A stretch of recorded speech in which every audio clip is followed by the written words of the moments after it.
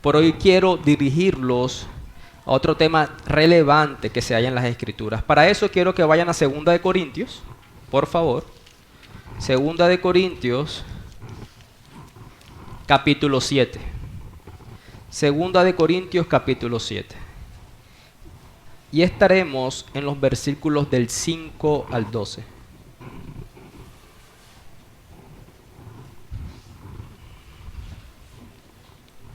Segunda de Corintios, capítulo 7, en los versículos del 5 al 12.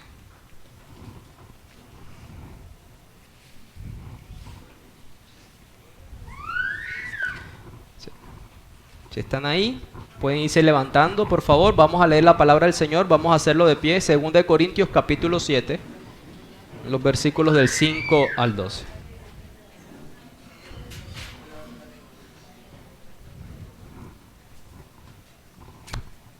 Yo leo de los versículos 5 al 11 de manera unánime, como estamos acostumbrados, leemos el versículo 12.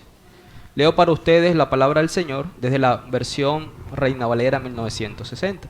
Dice así: porque de cierto, cuando vinimos a Macedonia, ningún reposo tuvo nuestro cuerpo, sino que en todo fuimos atribulados, de fuera conflictos, de dentro temores. Pero Dios, que consuela a los humildes, nos consoló con la venida de Tito.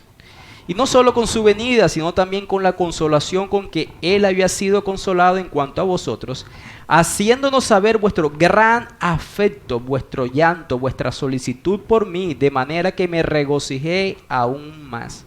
Porque aunque os contristé con la carta, no me pesa, aunque entonces lo lamenté, porque veo que aquella carta, aunque por algún tiempo os contristó, ahora me gozo, no porque haya sido contristado, sino porque fuisteis contristados para arrepentimiento, porque habéis sido contristados según Dios, para que ninguna pérdida padecéis por nuestra parte. Porque la tristeza que es según Dios produce arrepentimiento para salvación, de que no hay que arrepentirse, pero la tristeza del mundo produce muerte. Porque he aquí, esto mismo de que haya sido contristado según Dios, qué solicitud produjo en vosotros, qué defensa, qué indignación, qué temor, qué ardiente afecto, qué celo y qué vindicación. En todo os habéis mostrado limpios en el asunto. Juntos. No fue por causa del que cometió el agravio, por causa del que lo padeció, sino para que os hiciese manifiesta nuestra solicitud que tenemos por vosotros delante de Dios. Vamos a orar. Amado Señor Padre, bendito seas en tu misericordia y en tu gracia para con nosotros. Santificado sea tu nombre en esta mañana, Señor, por medio de la atención de esta iglesia, tu palabra, por medio del deseo que esta iglesia tiene de conocerte y por el deseo profundo de la necesidad de gracia que tenemos de poder aplicar esta palabra. Padre, ¿por qué estamos aquí si no por ti? ¿Por qué estamos aquí si no en dependencia de ti? Señor, tú conoces nuestros profundos corazones, conoces nuestras profundas debilidades. Delante de ti estamos descubiertos. Y a pesar de eso, Señor, tú no nos has consumido en tu ira, sino que nos has tratado con misericordia y con gracia. Esa gracia se hace manifiesta en nuestras vidas cuando tu palabra nos purifica, nos limpia, Señor. Y creemos que tu palabra es el instrumento adecuado porque como oraba Jesús, tu palabra es verdad. Ayúdanos, Señor, a ser iluminados con tu palabra. Ayúdanos, Señor, a comprender tu palabra. Ayúdanos, Señor, a tener la disposición adecuada de aplicar tu palabra. Eso no es una obra humana, solamente es una obra divina que tu Espíritu Santo puede hacer.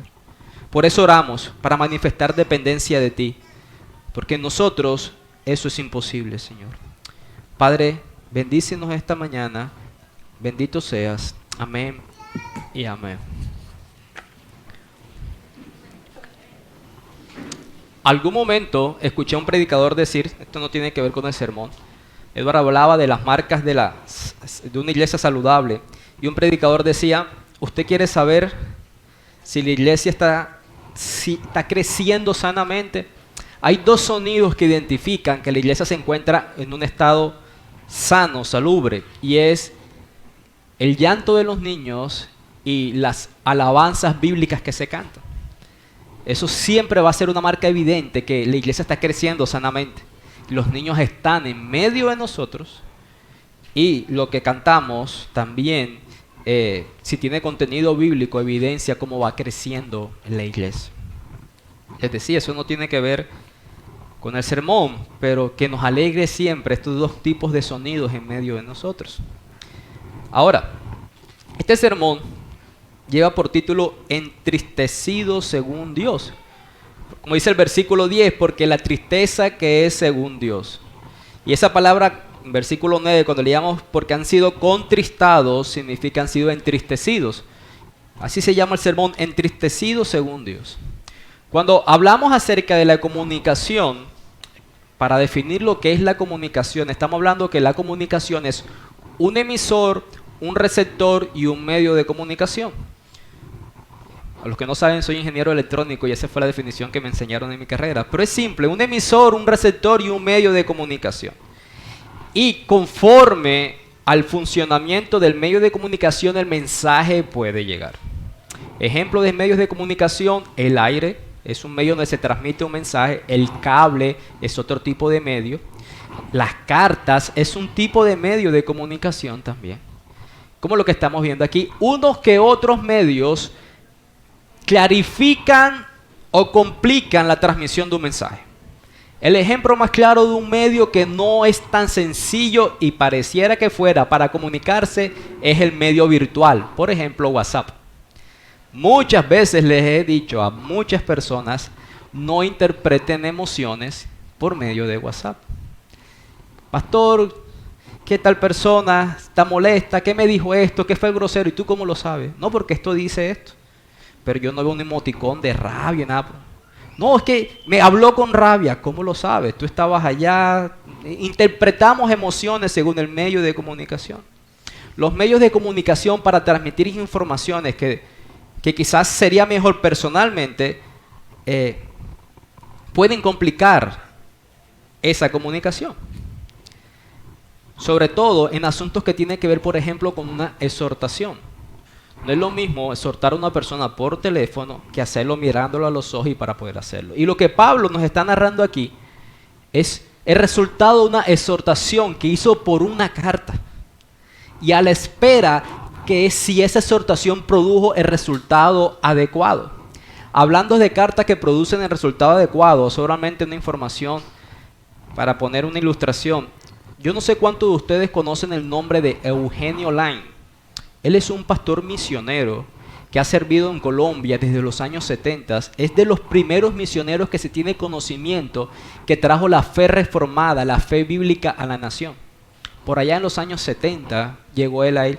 Todavía hoy en día tiene vida. Casualmente hace como 10 días vi una foto de él en un evento en Curitico, Santander. Tiene cerca de 80 años. Este hombre, estando acá, deseoso de casarse, con su prometida, que también es creyente y era enfermera, pero estaba sirviendo en África, no pudo disfrutar de algún medio cercano para comunicarse con esta persona y hacerle su propuesta de matrimonio. ¿Cuál era el medio de aquella época? Los que algunos están por aquí, creo que son de esa época algunos que están aquí. Las cartas. Y este hombre escribe en su carta todo lo que siente por ella y que toma su decisión de casarse, la envía a África y espera 21 días que la carta llegue allá. Ella se decida y responda a la carta para saber si el resultado fue el sí o el no. Y algunos están preocupados porque tienen a la persona enfrente y no saben el sí o el no que van a obtener de ese tipo de resultados. Otro tipo de contexto, otro tipo de comunicación. Pablo, como van a ver más adelante, también envió una carta a los Corintios con una intención y él esperaba una respuesta. ¿Cuál es la respuesta adecuada que Pablo esperaba de esta exhortación? Tiene referencia al arrepentimiento. Tiene referencia al arrepentimiento. ¿Y por qué es tan importante que pudiéramos nosotros considerar esto? Porque muchos de nosotros hemos ejercitado esta doctrina que es fundamental en el cristianismo. Me refiero a la doctrina del arrepentimiento con ligereza. Es más, somos estrictos para demandar que el otro se arrepienta. Pero nosotros mismos no vivimos ese arrepentimiento según las condiciones bíblicas que vemos o según las características bíblicas que vemos acerca del arrepentimiento. Y es por eso mi deseo que podamos ver desde este texto y en esta situación donde Pablo exhortó a esta iglesia, qué características contiene el arrepentimiento. No son todas, que podemos ver en otro tipo de textos también de las Escrituras, pero sí unas particulares que quiero transmitir con ustedes. La tesis que yo deseo desarrollar de este texto es que el propósito del arrepentimiento, que es según Dios, es la salvación. El propósito del arrepentimiento, que es según Dios, es la salvación. Antes de desglosar esta afirmación, obviamente situémonos en el contexto. ¿Qué quiero decir en el contexto? La situación de la iglesia de Corinto. Pablo había escrito una carta a la iglesia de Corinto. La carta fue una respuesta a una situación provocada por algún oponente dentro de la iglesia que había desviado la lealtad de los corintios hacia Pablo.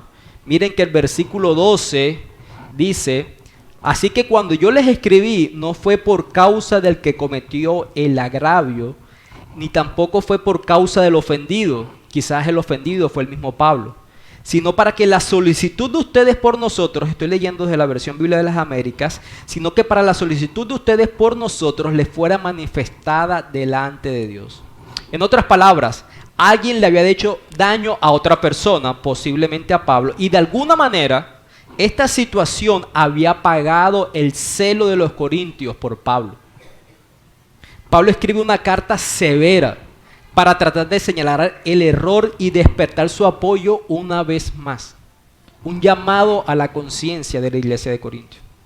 Probablemente la había enviado con Tito desde algún lugar de Asia y rápidamente, después que la envió, se hundió en la depresión o en la tristeza de que su carta no produjera el efecto adecuado, sino que más bien se viera en el resultado contrario y el ministerio de Pablo con la iglesia de Corinto se arruinara para siempre.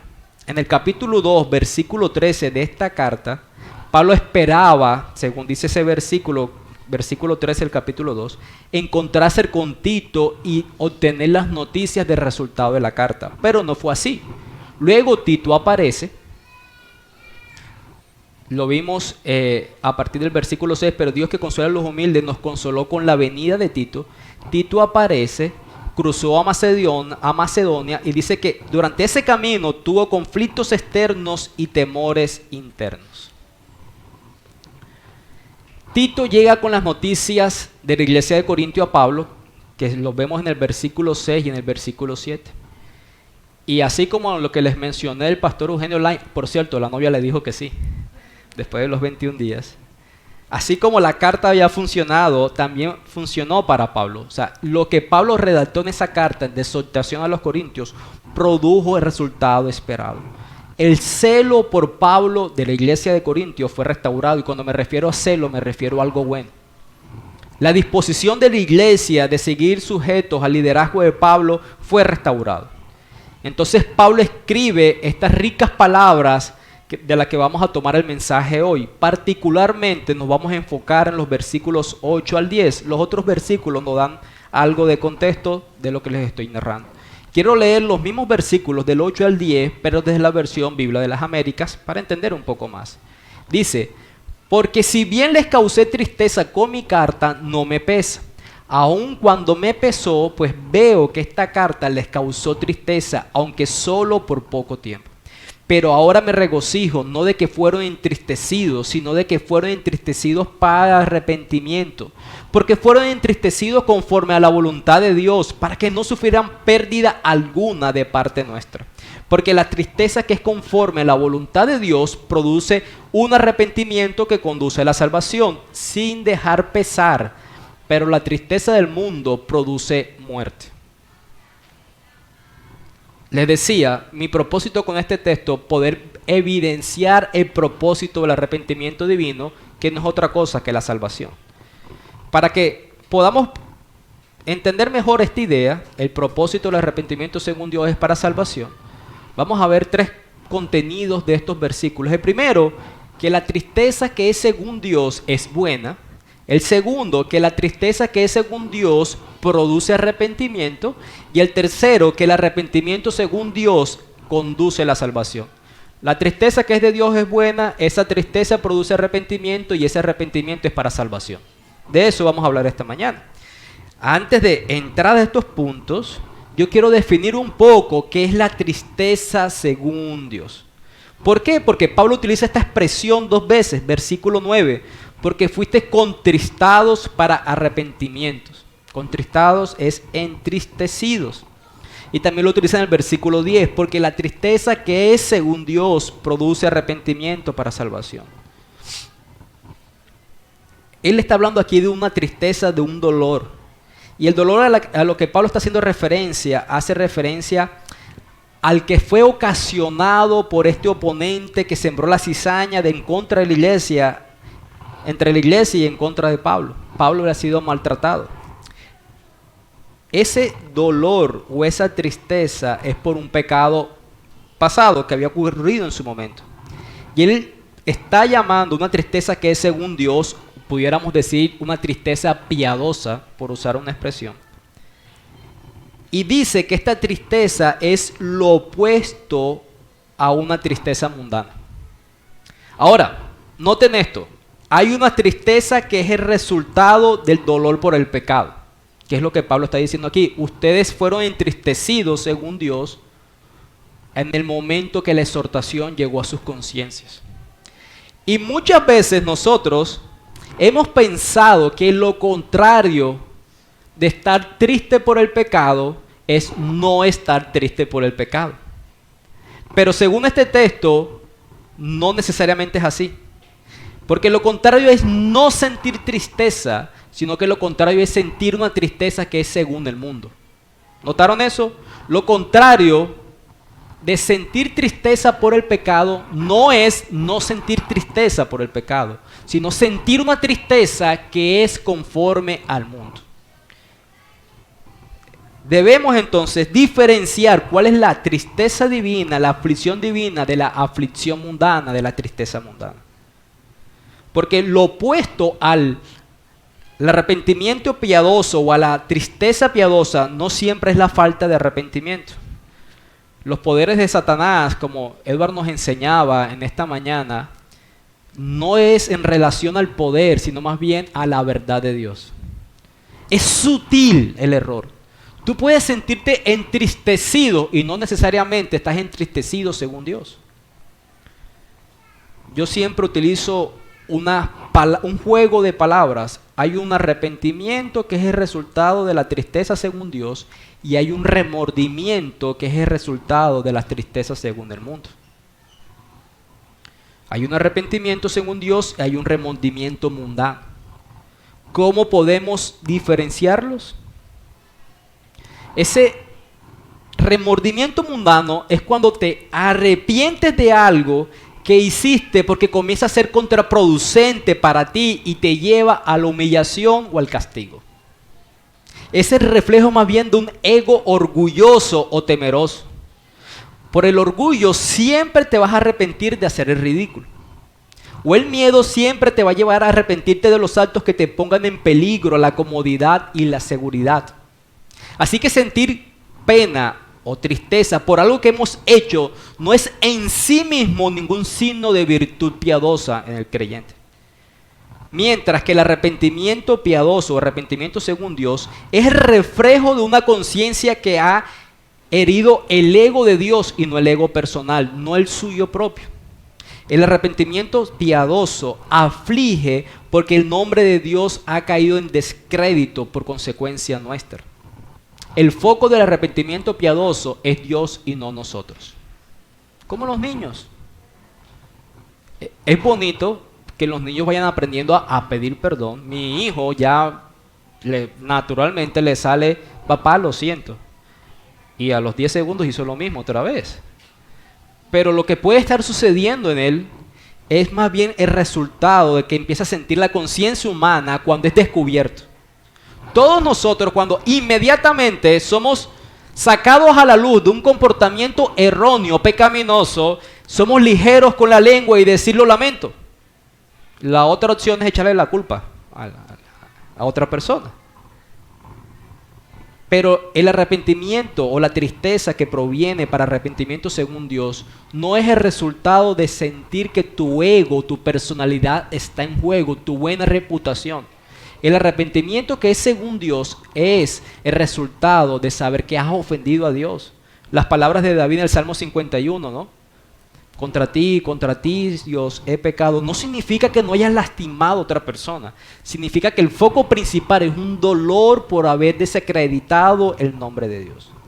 La segunda manera de distinguir un arrepentimiento mundano de un remordimiento mundano, de un arrepentimiento piadoso según Dios, es que el arrepentimiento piadoso según Dios se debe a que la palabra de Dios ha señalado el pecado de nuestras vidas.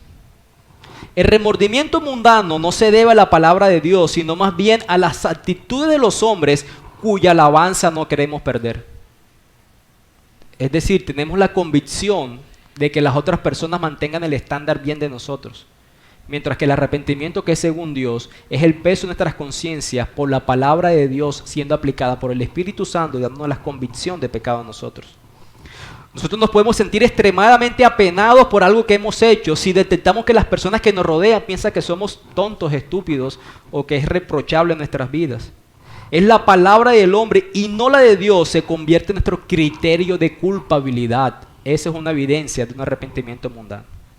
Para resumirlo, el dolor que es según Dios o la tristeza que es según Dios es el sentimiento incómodo de culpa cuando la palabra de Dios te muestra lo que has hecho y eso se llama pecado.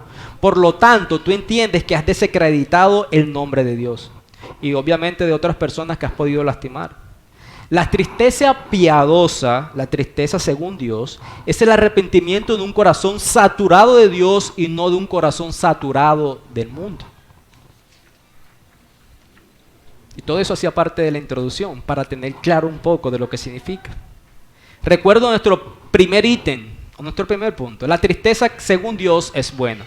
Hemos aprendido a diferenciar cuando la tristeza es según Dios y cuando la tristeza es según el mundo. Hemos entendido de que no sentir tristeza o sentir tristeza siempre no significa que sea el resultado de Dios en nuestra conciencia. Puede ser más bien el resultado de que nuestro ego ha sido afectado. Cuando Pablo finaliza el versículo 7 y al principio del versículo 9, Pablo siente un regocijo por lo que habían experimentado los corintios. ¿Qué quiere decir eso? Que esa tristeza según Dios es buena. Mira que el versículo 7 dice, de manera que me regocijé aún más. Y Pablo también dice en el versículo 9, ahora me gozo, no porque hayan sido entristecidos, sino que fueron entristecidos con un propósito. No queremos decir cuando estamos hablando que la tristeza según Dios sea buena, que estamos hablando acerca del placer por el dolor. Eso se llama como masoquismo.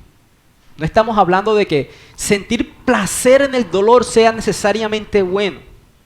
Aunque en el mundo que vivimos sentir el dolor es bueno. Imagínese usted, es más, eso es una enfermedad neuronal. Las personas que no sienten dolor físico. ¿Por qué usted y yo muchas veces vamos al médico? Porque nuestro cuerpo nos está haciendo evidente que algo no está funcionando bien en nosotros por medio de ¿qué? Del dolor. Del dolor. Es bueno sentir dolor antes que el tumor sea inoperable. Es bueno sentir dolor antes que la infección provoque una gangrena.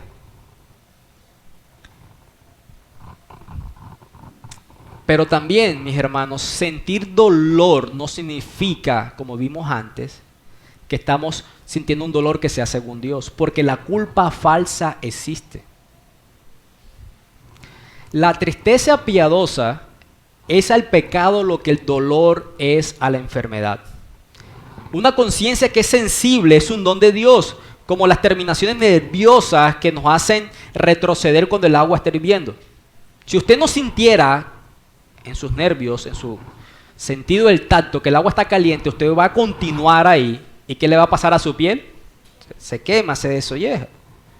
Entonces, esa tristeza que es piadosa, cuando usted está a portas del pecado o en el pecado, va a funcionar también como un medio para apartarse del pecado. les he dicho que hay sentimientos de culpa que no son saludables, así como hay dolores que son psicosomáticos. ¿Entienden eso, no? Y es cuando las personas toman placebos. Sabemos lo que es un placebo, ¿no? No es un medicamento que te genere algo, pero tu organismo, hacer una enfermedad psicosomática, se siente aliviado al tomar un placebo. Por lo tanto, muchas veces nosotros nos sentimos aliviados con una falsa culpa. Hay falsas alarmas y deberíamos de tratar de superar esa falsa culpa. Pero la verdadera culpa, el verdadero dolor, es un buen síntoma. ¿Por qué? Porque te lleva al rechazo del pecado y las horrendas consecuencias que tiene el pecado para tu relación con Dios. Esa culpa que es real, que es el resultado de un dolor real, es bueno y no debe evitarse. En el mundo, usted y yo, ¿cómo aliviábamos nuestro sentimiento de culpa? Usemos la filosofía humana o la filosofía vallenata para hablar de cómo se aliviaban las culpas.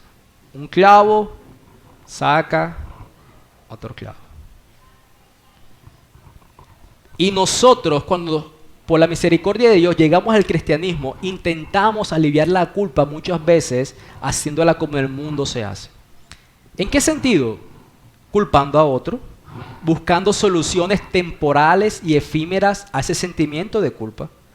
Pero el dolor y la tristeza son solo síntomas que sirven para este fin. ¿Cuál? El arrepentimiento genuino, el apartarse del pecado. Y en vez de huir de ese dolor y ese sentimiento de culpa, debemos enfrentarlos de frente, admitir la enfermedad y buscar una cura más profunda en el único lugar donde el cristiano puede lavar su culpa, que es en la cruz del Calvario por medio de Cristo. La tristeza que es según Dios es buena, no debemos opacarla ni negarla. Y eso nos da paso a nuestro segundo punto, que la tristeza según Dios produce arrepentimiento. El versículo 9 dice que el gozo de Pablo no se basaba meramente o simplemente en la culpa que los corintios habían experimentado. O sea, yo estoy gozoso no porque hayan sido entristecidos, sino que fueron entristecidos ¿para qué? Para arrepentimiento. No me regocijo porque te entristeciste, sino porque te entristeciste para que te arrepintieras. Y en el versículo 10 declara esta verdad: la tristeza que es según Dios produce arrepentimiento. Lo primero que quiero que ustedes noten es que el arrepentimiento no es idéntico al dolor o a la tristeza por el pecado. Algunos nos engañamos al pensar que porque nos ha dolido lícitamente delante de Dios porque hemos pecado, creemos que no hemos arrepentido. Hemos dicho que la manera de identificarlo, que si ese dolor procede de Dios, es porque tenemos la convicción dolorosa que hemos ofendido a Dios. Dios, te fallé. Esto que hice es contrario a tu palabra y pensamos que eso es arrepentimiento. Y según esto, no es así. El arrepentimiento más bien es el resultado de estas emociones. Sentir pena, sentir dolor, culpa o tristeza por un pecado pasado no es lo mismo que arrepentirse. Porque el arrepentimiento, según las Escrituras, es un cambio de actitud o comportamiento que resulta del sentimiento inicial del dolor por el pecado. Pudiéramos decir entonces que el primer paso del arrepentimiento sería sentir un dolor o tristeza por el pecado cometido. Pero el arrepentimiento continúa y completa el cambio de corazón. ¿Cómo pudiéramos evidenciar o tener una prueba de que el arrepentimiento es verdaderamente según Dios? La genuinidad que la tristeza que estamos experimentando por la convicción de pecado en nuestras conciencias se hace visible si ese dolor produce un cambio o no en nosotros. El arrepentimiento es apartarse y renunciar a un camino e ir por otro. Juan el Bautista en su predicación exhortaba a las personas y que les decía: arrepentíos. ¿Y qué les decía? El que antes robaba, ahora que trabaje. El que antes hacía esto, haga lo contrario. En los versículos 7 y 11, Pablo describe el cambio del que escuchó en los Corintios. Pablo sabía que se habían arrepentido porque según la respuesta de Tito, por ejemplo en el versículo 11 dice: Porque he aquí esto mismo de que haya sido contristado según Dios. ¿Qué solicitud produjo en ustedes? ¿Qué defensa? ¿Qué indignación? ¿Qué temor? ¿Qué ardiente afecto? ¿Qué celo y qué vindicación? Todo lo contrario que había en su momento producido en los corintios, que era un choque en contra de Pablo, una negación de su liderazgo, vino a ser cambiado por esta nueva realidad. Su credulidad se había convertido en indignación contra el oponente. En otras palabras, la tristeza que es según Dios es una emoción que es fructífera, no es un mero sentimiento de dolor, sino es algo que genera ¿qué? Un fruto, un cambio. No te inmoviliza en el pozo de la depresión, solamente es temporal y eficaz. La tristeza que es según Dios, que tú sientes por el pecado, es real, pero es temporal. Miren que en el versículo 8, por ejemplo, Pablo entiende que ellos fueron contristados. Dice, porque veo que aquella carta os entristeció, pero en el medio dice, aunque por algún tiempo. ¿Qué quiere decir eso? Quiere decir que si el sentimiento de tristeza o culpa te mantiene en las garras semana tras semana, mucho después de que hayas abandonado el pecado y te hayas alejado de él, ese dolor que sigues experimentando no es un dolor según Dios, es más bien un dolor según Satanás. ¿Por qué? Porque ya que Satanás no pudo evitar que te arrepintieras porque abandonaste el pecado, fue real tu arrepentimiento, entonces lo que sí va a intentar él es que te mantengas en un dolor melancólico, que te aleja de disfrutar del perdón que Cristo ha ganado para ti. Que dice Salmo 32, bienaventurado el hombre a quien Dios no inculpa de pecado. Bienaventurado es doblemente feliz. Lo primero que hace Satanás es intentar que no te arrepientas. Y lo segundo es que no disfrutes del perdón que ganó Cristo para ti. ¿Por qué? Porque de esta manera Él siempre busca robarle la gloria a Cristo. Y cuando tú disfrutas del perdón recibido y efectivo a tu conciencia, tú glorificas ¿a quién? A Cristo. Entonces, esto nos lleva a nuestro punto final. El arrepentimiento, según Dios, conduce a la salvación. La tristeza que es según Dios es buena. Esa tristeza produce el arrepentimiento, pero ese arrepentimiento nos conduce a la salvación. Versículo 10 dice que produce un arrepentimiento para salvación. Y que de ese arrepentimiento no hay de qué arrepentirse. Pero que la tristeza que es del mundo produce ¿qué? Muerte. Muerte.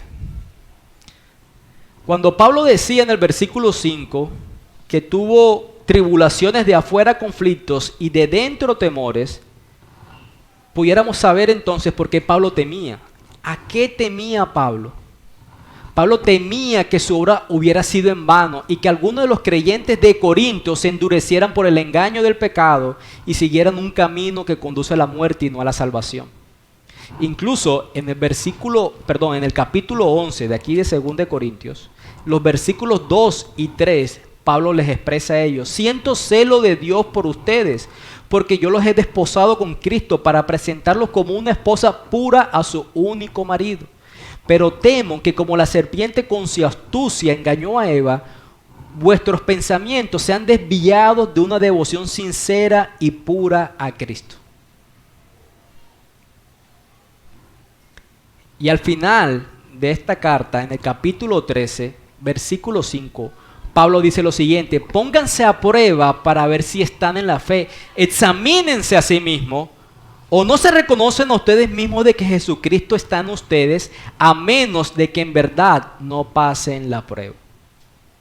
¿Cómo podemos saber entonces que lo que usted y yo hemos ejercitado, según creemos en arrepentimiento porque somos cristianos, es real?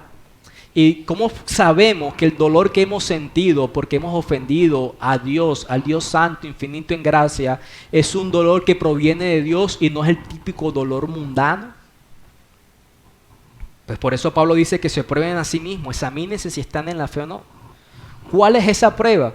¿Cuál es la evidencia de que tu fe es genuina según el arrepentimiento que has ejercitado como resultado del dolor por el pecado que has cometido? La respuesta está ahí en el capítulo 7, en el versículo 10. Esa prueba te lleva a un camino de salvación o a un camino de muerte.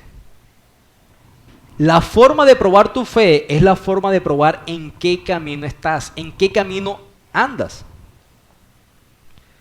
El camino de la salvación no es el camino de la perfección. De este lado de la eternidad, eso es un engaño. El apóstol Juan dice, no, aquel que dice que no comete pecado, se engaña. El camino de la salvación es un camino del dolor piadoso y de un arrepentimiento genuino. Porque la tristeza que es según Dios produce arrepentimiento que conduce a la salvación. La conclusión entonces, a manera de pregunta para ustedes sería, ¿estamos afligidos por nuestro pecado con un dolor piadoso que nos aleja de ese pecado? Esa es la prueba que si tu fe es real o es mentira. Te duele tanto que te alejas de eso. Y te duele tanto que te alejas de eso porque entiendes que has ofendido a Dios más que ofenderte a ti mismo. Si te duele y te quedas, te duele según el mundo. Si te duele y te alejas, te duele según Dios. Dos aplicaciones prácticas de esta enseñanza, que no sé si ha sido corta o larga o promedio. Uno, desde la postura de Pablo y desde la postura de los corintios. Desde la postura de Pablo tenemos que estar dispuestos a causar una tristeza piadosa. Cuando digo causar una tristeza piadosa, no me refiero a hacer que tu hermano o tu hermana peque. Ni mucho menos causar una tristeza por tus emociones desbordadas en la exhortación a una persona. Porque podemos lastimar y entristecer a alguien, pero la manera agresiva en que le exhortamos. Les decía, es difícil algún tipo de comunicación y mayor en el tipo de medio que utilizamos. Pero cuando proviene de Dios, esa tristeza va a conducir al arrepentimiento que evidenciará la salvación de ese corazón. Nunca ha sido fácil exhortar el pecado a una persona. Para Pablo no resultó fácil. Cuando él escribió esta carta, le causó un tremendo malestar hasta que supo que el resultado de los corintios había sido el adecuado. Él estaba intranquilo. ¿Lo que hice lo empujó para mal o lo que hice les ayudó para bien? Cuando usted exhorta a alguien, usted corre el riesgo de ser rechazado y criticado. La única manera que usted no lo critique o no sea rechazado es porque usted no exhorte a nadie, pero está siendo cómplice de esa práctica del pecado. Debemos seguir el ejemplo de Pablo y hacerlo de todas maneras, de la manera adecuada. Puede que la salvación de esas personas esté en juego. Y lo que necesita entonces es la palabra de Dios por medio de usted para que la conciencia de esa persona experimente esa tristeza que es según Dios, para que lo conduzca al arrepentimiento y sea visible en esa persona que verdaderamente salva o que necesita ser salvada porque nunca se ha arrepentido genuinamente. Debemos entonces estar dispuestos a incomodar o entristecer piadosamente a las personas a nuestro alrededor. Y la segunda aplicación es desde la posición de los corintios. ¿Cuál es? Estar dispuestos a aceptar una tristeza de esta manera. Estar dispuestos a exhortar, estar dispuestos a ser exhortados y ser entristecidos. Ponte en el lugar de los corintios. Y recibes, una cosa es el tacto personal, donde tú estás mirando, pero recibes una carta como un WhatsApp, por poner un ejemplo, donde interpretas emociones. Pablo está airado conmigo. Pablo es un envidioso. Pablo se molestó porque yo también quiero participar del liderazgo de la iglesia. Porque tengo una postura y visión distinta para la iglesia. Por eso es que Pablo me está escribiendo estas cosas. No es porque yo haya hecho algo, sino porque él está envidioso de mí. ¿Es eso lo que responderíamos como los corintios? ¿No es eso lo que respondemos cuando se nos exhorta el pecado, reaccionando en defensa propia y empezamos a señalar el defecto de otra persona para ocultar el propio? Tú que vienes a hablar, tú eres así, pero... Sí, yo soy así, pero tú eres así. ¿No es como reaccionamos? Si esa es nuestra reacción, no vamos a estar en el escenario de la tristeza que es según Dios, que nos conduce al arrepentimiento y que evidenciará nuestra salvación. debemos estar lo suficientemente dispuestos, si es necesario, a hacer un autoexamen, a pedir al Espíritu Santo que hable en nuestras conciencias y que las palabras que el hermano nos está diciendo sean filtradas por él y que traiga el peso de nuestra conciencia, porque de lo contrario nos estamos engañando a nosotros mismos, pudiendo estar practicando un pecado cuando en realidad pensamos que estamos bien. Pablo lo dice en otra expresión: el que cree que está firme, tenga cuidado que no caiga. Estemos dispuestos, si es necesario, a causar una tristeza piadosa como lo hizo Pablo, estemos dispuestos a aceptarlo como lo hicieron los corintios. Porque la verdad es segura, el propósito del arrepentimiento según Dios es la salvación. Y eso, mis hermanos, vitaliza nuestro diario vivir. Si usted evidencia que se arrepiente y se aparta del pecado, usted está evidenciando que Dios mora en usted. Y no existe mejor noticia que esa, que Dios mora en usted. Vamos a orar. Amado Señor Padre, bendito seas por tu misericordia y por tu bondad. Algunos de nosotros nos creemos apropiados para ejercitar la postura de Pablo. Creemos que tenemos el tacto adecuado para exhortar a las otras personas porque lícitamente te amamos y los amamos a ellos. Pero muchos de nosotros también tendríamos que evaluar cuál es nuestra postura cuando se nos entristece según ti. Con la motivación de abandonar el pecado, con la motivación de evaluar nuestra salvación, Señor. Es evidente que nos hace falta muchas veces humildad, solamente para escuchar una opinión contraria de nuestras acciones, pensamientos, palabras u omisiones. Pero al final, Dios, según este texto que acabamos de leer, no debiéramos intentar excusarnos. Si nos duele, ir al trono de la gracia, confesar nuestro pecado para apartarnos. Porque será la mayor evidencia de que la salvación ganada por Cristo ha obrado en nosotros. No debemos temer al dolor que produce el ser exhortados por el pecado. Pero debemos depender en fe de que tú tienes el poder para perdonarnos, limpiarnos y apartarnos de toda maldad, Señor. Bendito seas, Padre. Amén y amén.